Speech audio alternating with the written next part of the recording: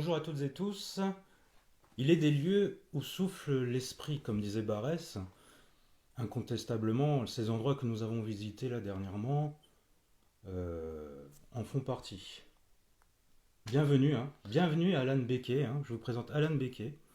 Il est venu depuis sa terre bretonne pour nous rejoindre. C'est un immense honneur de t'avoir parmi nous. Ah, merci. Merci à toi de m'avoir fait découvrir tous ces lieux. C'est vrai qu'on a, en peu de temps, en quelques jours seulement, on a visité énormément de lieux. Et donc, merci à toi aussi de m'avoir invité, de m'avoir fait découvrir ta région.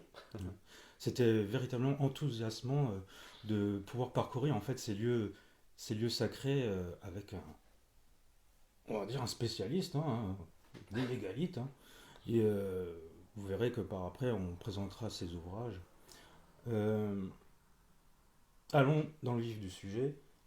Alors Alan, pourrais-tu nous donner tes impressions au sujet de ces lieux que nous avons visités, ainsi que ton ressenti par rapport aux vestiges du mur païen qui cerne le mont Mhm. Saint-Odile, qui est pour nous le site principal qui est concerné par notre enquête. Euh, voilà, donne-nous déjà. Mhm. Je vais essayer de partager un petit peu mes impressions. Euh, Lorsqu'on se trouve sur un lieu sacré, on se trouve immergé dans une sorte de temps non ordinaire, un temps extraordinaire. Ce qui nous plonge dans nos pensées, dans notre intérieur les plus profonds, et ça laisse une place pour notre imagination. C'est ça le principe d'un lieu sacré. Et ça va en quelque sorte transformer notre état de conscience et ça va en quelque sorte nous guider dans la compréhension d'un lieu. Et c'est quelque chose que j'ai retrouvé ici dans tous les lieux que tu m'as fait découvrir, donc notamment au mur païen et au mont Saint-Odile, un lieu magique. Donc je pense vraiment qu'ici, dans tous ces lieux, on a affaire à des lieux sacrés euh, et qui servent à relier à travers les proportions, à travers euh, la mesure et l'orientation. Euh, L'orientation a une part importante. Très Oui, importante, oui, on a pu ça, le on constater, a constaté effectivement, on a relevé sur les pas mal lieux. d'orientations. Ouais. Alan a pu faire le constat qu'en effet, les orientations vraiment ont une part importante Et les dans mesures le aussi, chemin de compréhension. on a relevé plusieurs Plusieurs mesures mesures, en très effet. intéressantes, Ouais. notamment liées à la mesure du mètre. Oui. D'ailleurs, je vais vous en parler de cet élément qui se trouve juste au pied de la tour qui soutient en fait qui supporte la statue de Sainte Odile. En fait, il y a une sorte de table avec une forme carrée. Et ce carré, bah, il se trouve qu'il est à 1 mètre carré. Exactement. T'as pu le voir, on a Et dont mesuré. les diagonales sont orientées sur les points cardinaux. Alors, même s'il faut le dire, c'est une table plutôt récente, qui a été construite à une époque en tout cas où le maître était connu, mais qui se trouve sur ce mont Saint-Odile et dont on ne comprend pas forcément la fonction au premier abord. Oui, voilà. On se demande pourquoi ça a été mis là, oui, effectivement. Ouais. C'est vrai que c'est incompréhensible. Ouais. On est là, perplexe devant cette table. Alors je te disais encore, bah tiens, on pourrait mettre nos chaises de camping et puis. C'est ça, ouais, ouais, ouais. C'est Mais bon, particulier, ouais, ouais. c'est pas. Surtout que c'est en bord en Ouais. fait de falaise, derrière le monastère. ça n'a pas une place ordinaire. Oui, voilà. Ce n'est pas un hasard que ça soit placé comme Clairement, ça, cet endroit. l'architecte, Voilà. s'il a C'était- fait un carré d'1 mètre sur 1 mètre orienté sur les points cardinaux, c'est qu'il a voulu indiquer quelque chose ici, oui. Ah oui, oui. Bien C'était sûr. clairement intentionnel, hein, Bien sûr. et volontaire de sa part. Et donc oui, je disais qu'on a pu constater euh, les proportions, la mesure et l'orientation. Et ça, c'est ce qui va correspondre en réalité à relier euh, l'homme, la terre et le ciel. Et donc ça, c'est ce que j'ai pu constater ici, cette même, ces mêmes principes sacrés. Et c'est ce que j'ai pu constater également à travers mes recherches que j'ai pu faire sur des lieux en Bretagne, notamment à Médréac ou à La Rochauffée par exemple. Et en effet, Voilà. l'homme étant l'intermédiaire, là, c'est la voûte céleste et puis la terre, et puis Voilà. on fasse cette connexion, Ça sert vraiment à harmoniser. harmoniser, oui, euh, c'est le terme. alors je dis ça sert, je ne mets pas d'absolu dans ce terme, mais en tous les cas ça permet de se connecter euh, au ciel et à la terre et aux principes cosmiques qui viennent s'exprimer sur Terre, Sur terre, dans Mhm. notre condition terrestre. D'accord. Et c'est le principe d'un temple, en réalité, puisque tous les monuments qu'on a pu voir, ce sont des temples. Et ça permet d'harmoniser effectivement l'ensemble et d'exprimer, de faire descendre en quelque sorte l'esprit du cosmos sur Terre. Voilà. Et c'est vraiment ça le sacré en réalité. Mhm. Euh, je... Il y a Platon en fait qui disait que euh, la géométrie sert en fait d'interface entre les hommes, le matériel, les objets terrestres et les idées d'essence divine. Donc Mm. ça, c'est c'est quelque chose qui est important à intégrer. En effet, ouais. Donc il y a une expression vraiment du sacré, Bien sûr. voilà, entre le ciel, la terre, et puis nous-mêmes, quoi. Mm. Ouais. Bah, c'est les principes des anciens, effectivement, c'est la science des anciens. Ouais. Mhm. Alors, il y a des éléments qui m'ont interpellé. Alors déjà, je voudrais vous présenter les ouvrages d'Alan, dont il en est fier. Allez. Donc là, l'ouvrage d'Alan Becquet, hein, La Rochauffée et son architecture sacrée en Essai, donc la commune d'Essai, hein, en Bretagne. C'est ça, ça se trouve au sud-est de Rennes, quoi, à 35 minutes de Rennes à peu près en voiture. Mhm. Alors là, comme je te disais, il y a quelque chose que j'ai trouvé vraiment intéressant, un élément qui est vraiment en raccord avec ce qu'on a trouvé ensemble. Donc ça, vers la page... Ça commence à la page 53. Voilà. Voilà, 53, 54. Donc au sein même de ce dolmen, qui est d'ailleurs l'un des dolmens les plus grands, ou le plus grand de France, c'est ça? C'est voilà, c'est Rochauffé, l'un ouais. des plus grands de France. C'est même le plus grand de France.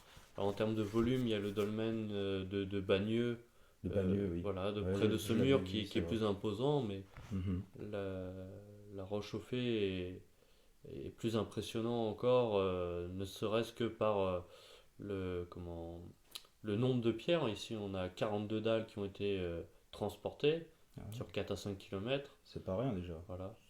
C'est C'est c'est de belles dalles, hein. c'est des très belles dalles. La dalle la plus imposante qu'on nomme la Madeleine, pour sa Mm. forme particulière, hein, Ça, c'est impressionnant. avoisine les 45-50 tonnes. 45-50 Ouais, tonnes, ouais, hein. ouais. Ouais. Ça, c'est déjà pas trop mal. Transportée sur 5 km Mhm. et à travers un paysage, un environnement avec des collines, voilà. Hmm. Donc il a fallu monter des collines, les redescendre. Donc Oui, c'est oui. très impressionnant de s'imaginer euh, ces bâtisseurs il y a peut-être 5000 ans. Ouais. Bah, déjà, rien que le fait d'acheminer tout ça, voilà, Ça pose déjà beaucoup de questions. Ouais. déjà, oui, Ouais, oui. bien sûr. Et même si on sait que c'est pas le pire, hein, on sait qu'il y a le menhir d'Ergras près À Locmaria-Akker, ouais. Ouais. Locmaria-Akker, ouais. Euh, avoisinant combien C'est 22 mètres de haut, c'est ça? Voilà, c'est ça, et ça avoisine les 21 mètres de hauteur. Et les dernières estimations sur son poids, c'est environ 330 300, tonnes, oui. ouais, 330 tonnes 330 tonnes. d'a- Vous le- imaginez? en orthogneiss, Ouais. qui n'est En, pas une roche locale, en plus, voilà, qui a été transportée sur une dizaine de kilomètres à vol d'oiseau, et ça implique ce trajet de passer par la mer. Donc ouais. c'est vraiment impressionnant, effectivement, ce qui a été fait. Oui, ouais, c'est assez impressionnant. On est bouche bée devant tant de prouesses. Oui, et donc revenons à nos moutons. On sait que donc au sein de ce dolmen, nous avons un carré qui se dessine avec sa diagonale. Donc, qu'est-ce Exactement. que marque cette diagonale? Alors en fait, j'ai relevé dans ce livre euh, différentes orientations. Un fait qui est très connu à La Roche-aux-Fées, c'est qu'il est orienté vers le solstice d'hiver. Mhm. Moi, ce que j'apporte là-dedans, c'est effectivement que non seulement il est Je vous orienté, montre le chemin. mais en plus ça correspond à une géométrie. Donc on voit bien là, vous voyez, le carré et puis sa diagonale au sein même du dolmen, hein. Ouais. Voilà. Et le carré dont tu parles, effectivement, c'est une des orientations que j'ai relevées, où il y a un axe à 135 degrés qui est marqué par rapport au nord géographique. C'est important, hein. Et cette orientation correspond à la déclinaison maximale de la Lune tous les 18,6 ans. Donc ça, c'est un cycle C'est un cycle, hein. particulier que l'on Mhm. retrouve beaucoup dans les constructions mégalithiques. Donc ça a été mis en évidence par les travaux de Howard Crowhurst, évidemment. Et j'ai retrouvé cet axe à La Roche-aux-Fées, et effectivement, 135 degrés.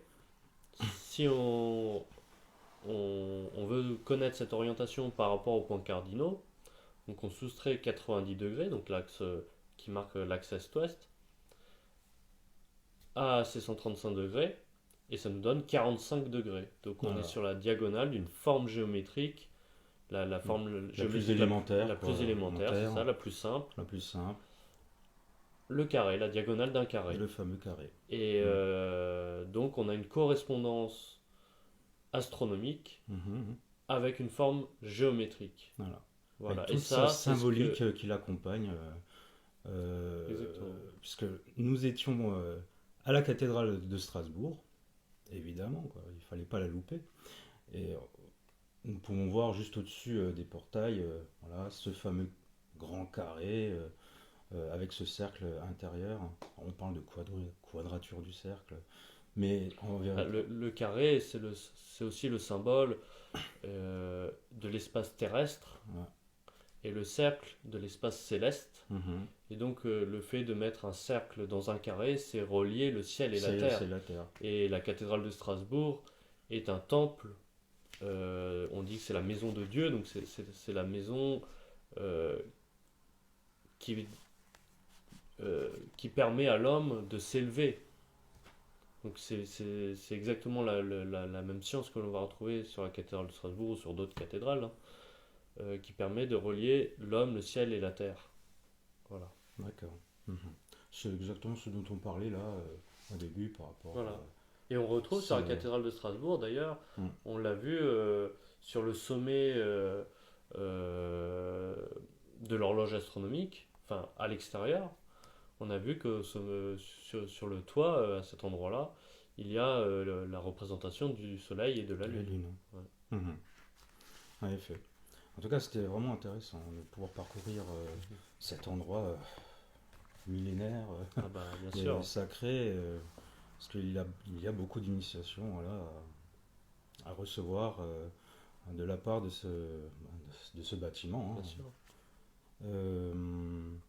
Un enseignement qui est multimillénaire. Lui. Nous avons un autre ouvrage, alors je vous le présente, voilà, d'Alan. Donc Géométrie la sacrée. géométrie sacrée du Mont Saint-Michel à Carnac. Donc là pareil, hein, c'est on a en fait la même chose. Donc c'est vers par contre Bah, c'est assez intéressant parce que là sur ce livre, en fait, il se compose en deux parties. Il y a une partie où hum, je fais le relevé d'un site mégalithique qui se situe aux confins entre l'île-et-Vilaine et les Côtes d'Armor. C'est le site mégalithique de Médréac. Et ensuite, dans la deuxième partie, je montre qu'il est en relation, ce site, avec le Mont Saint-Michel et Carnac, et qui permet de relier justement les deux, justement sur cet axe lunaire à 45 degrés. voilà qu'on Voilà, retrouve voilà, voilà. Où je on- montre que entre la roche longue c'est ça et entre la le roche longue, donc à Médréac, Médréac et jusqu'à jusqu'à le mont Tomblaine, le mont Tomblaine. voilà, on Voilà. a une orientation à 45 degrés. C'est l'île qui est la sœur jumelle C'est l'îlot jumeau du Mont Saint-Michel. Voilà. Voilà, Il l'îlot se trouve jumeau juste un petit peu plus au nord voilà, du Mont Saint-Michel, voilà.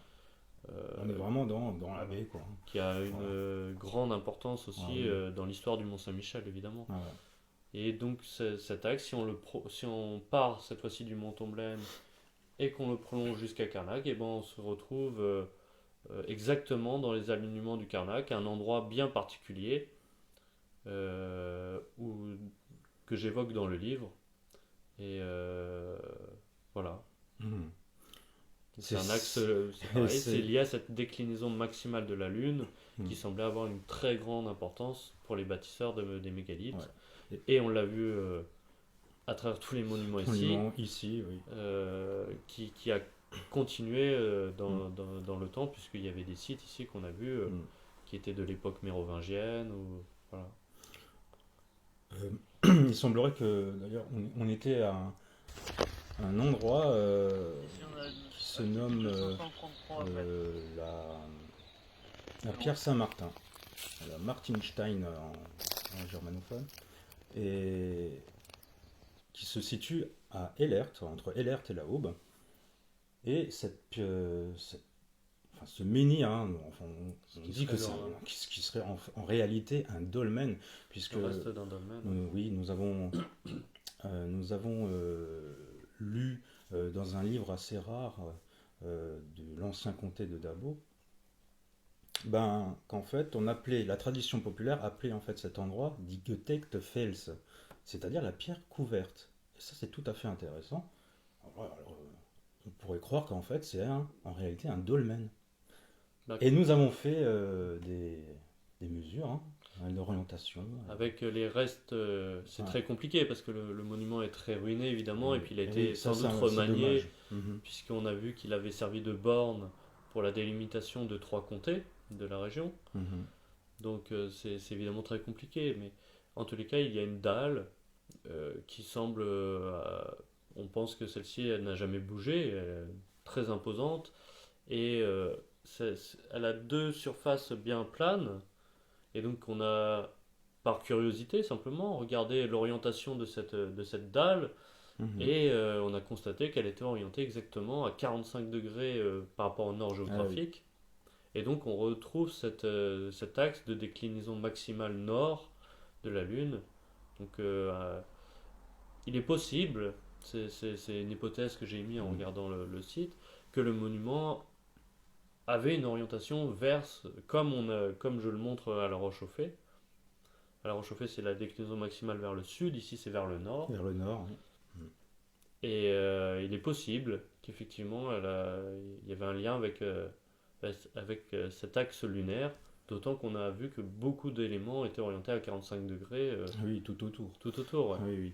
Et de plus, on pouvait ajouter que euh, la diagonale, alors potentiel Ouais, là c'est un de ce peu. vestige. Là, c'est pas évident, c'est Non, sûr, là c'est plus mais potentiellement, une ça pourrait. supposition Voilà, ça qu'on pourrait peut être faire.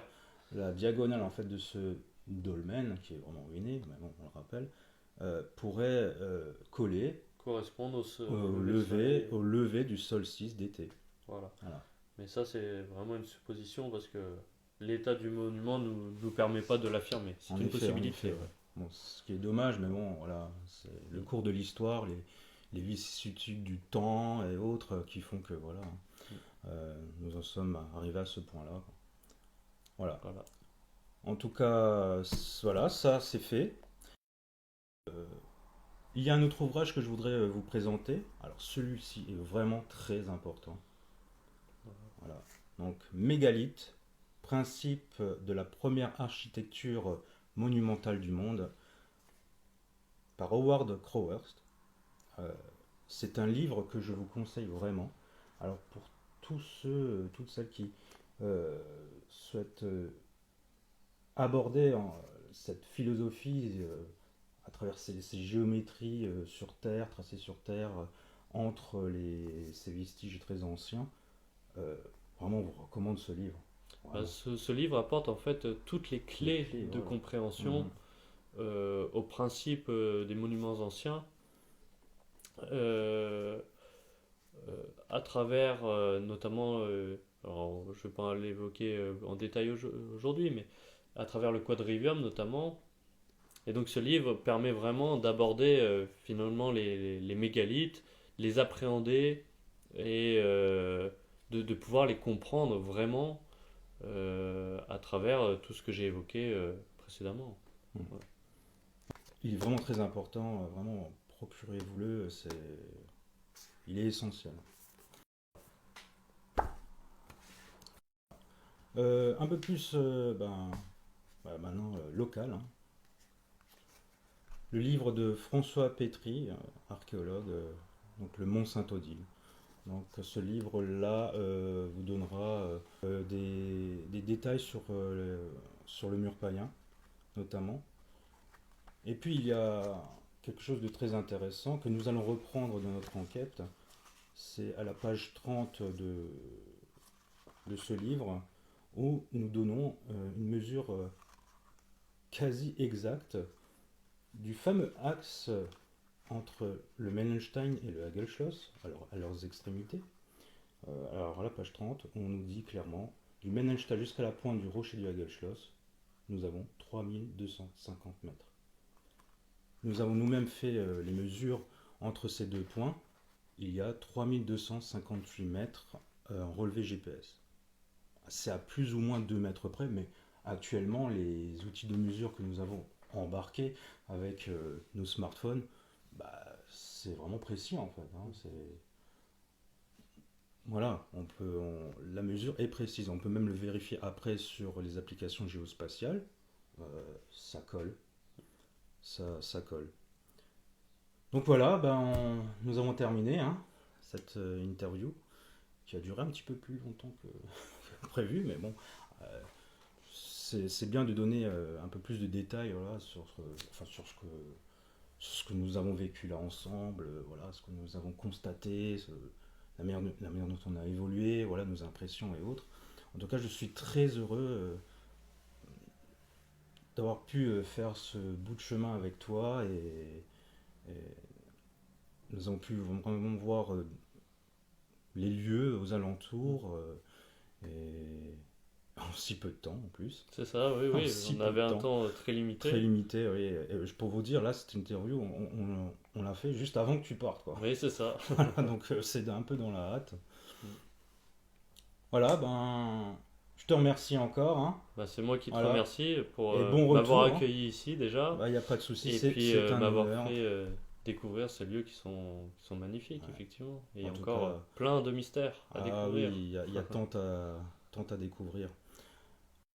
Merci à toi et bon retour, Alan. Merci beaucoup. Allez, au revoir à vous tous. Au revoir.